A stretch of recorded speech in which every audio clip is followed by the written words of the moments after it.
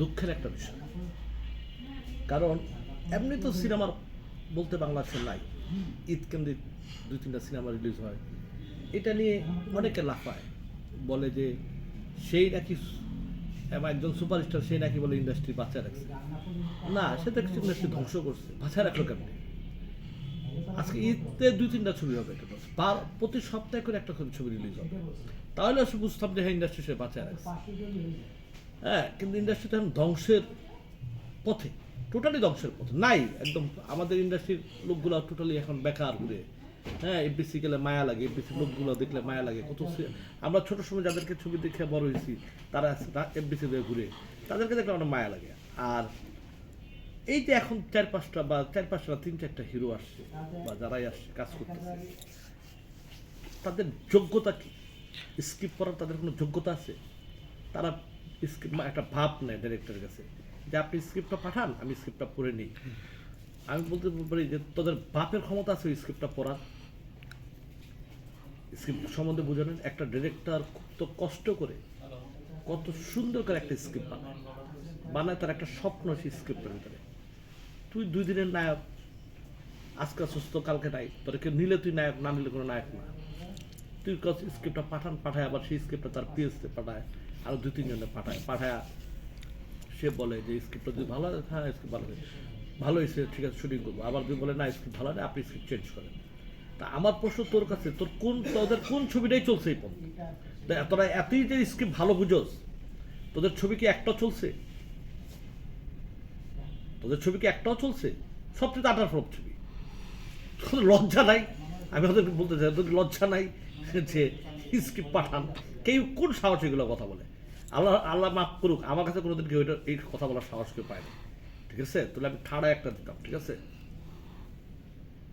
মানে কোনো কথা স্ক্রিপ্ট, তাও স্ক্রিপ্টগুলো তাদের পিএস পড়ায়, তা আরো 2-1 স্ক্রিপ্ট পড়ায়। মানে তারা এত বিশেষজ্ঞ হয়ে গেছে গা, একজন ডিরেক্টরের স্বপ্নকে তারা তছনছ করে দিতে চায়। তাদের স্ক্রিপ্ট তাদের চেঞ্জ করতে হবে। আবার স্ক্রিপ্ট ভালো স্ক্রিপ্ট তাদের ছবি দিয়ে কত চলছে, তোরা চয়েস করে যে স্ক্রিপ্টটা নিয়ে ছবি বানাইছ, চলছে তোদের একটা ছবি?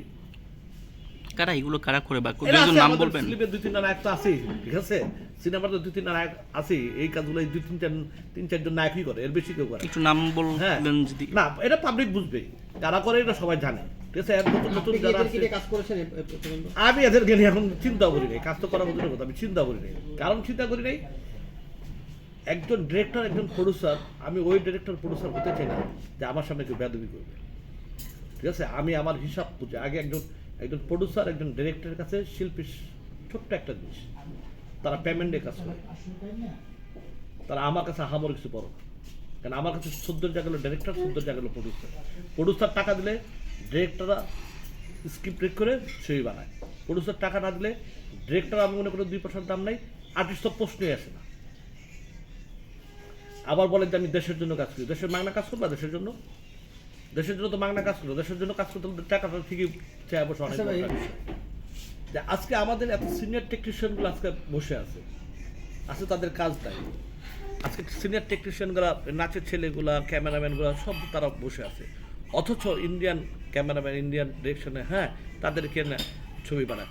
আরেকটা কেন বানাবে না? কারণ তারা ইন্ডিয়ান ডিরেক্টর ছাড়া, ইন্ডিয়ানের ফাইট ডিরেক্টর ছাড়া, ইন্ডিয়ান নাচ ছাড়া, হ্যাঁ ইন্ডিয়ান গল্প তারা পারবেই না, তাদের তো যোগ্যতাই নেই। তারা যে বাংলাদেশের ভিতরে, বাংলাদেশের টেকনিশিয়ানরা যে কাজ করবে, সেই কাজের জন্য ওই ডাইরেক্টরদের যোগ্যতা থাকতে হবে। তো আমি তো বলবো ওই ডাইরেক্টর যোগ্যতাই নেই। কেন আমার দেশের জিনিস থাকতে আমি ইন্ডিয়ার থেকে কেন?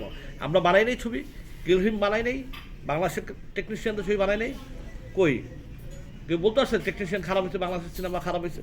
আমরা ডেড বডি বানাই নেই। আজকে ইউটিউবে একটা চ্যানেলেই আমার এই ডেড বডি প্রায় 1 কোটির উপরে দেখছে, একটা চ্যানেল, ওদের 8টা চ্যানেল এই ছবিটা রিলিজ দিচ্ছে, তো বাকি চ্যানেলে কি দিচ্ছে?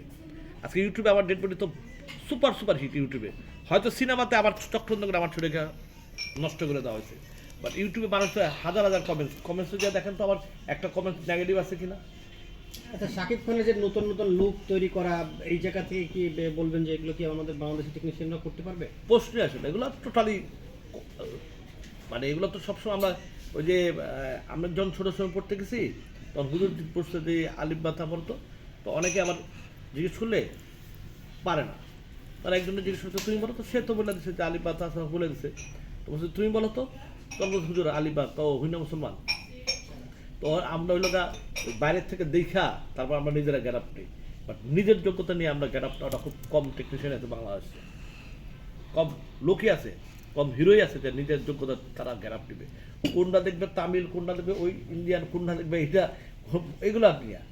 বাট জেনুইনলি আমি মনে করি স্কিপও দেশি হওয়া দরকার, টেকনিশিয়ানও দেশি হওয়া দরকার, লুকও দেশি হওয়া দরকার, বিকজ বাংলাদেশ আমাদের, এই দেশে আমাদের কালচারটাই আমাদেরকে ভালো লাগবে। Thank you.